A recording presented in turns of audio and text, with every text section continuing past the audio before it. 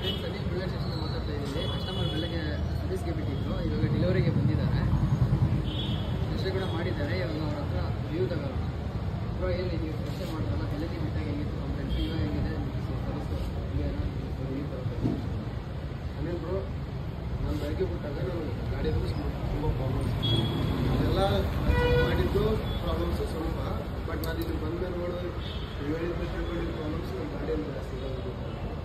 ನೀವು ನನಗೆ ಆ ಪ್ರಾಬ್ಲಮ್ಸ್ ಎಕ್ಸ್ಪ್ಲೇನ್ ಮಾಡಿ ಸರ್ವಿಸ್ ಮಾಡಿಸೋದು ಅದೆಲ್ಲ ಎಕ್ಸ್ಪ್ಲೇನ್ ಮಾಡಿದ್ದು ನನಗೆ ತುಂಬ ಇದು ಅನಿಸಿತ್ತು.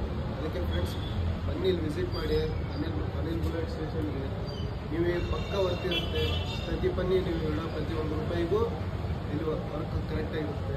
ಜಾಸ್ತಿ ಎಕ್ಸ್ಪೆನ್ಸಿವ್ ಆಗಲ್ಲ, ಆರಾಮ್ಸೆ.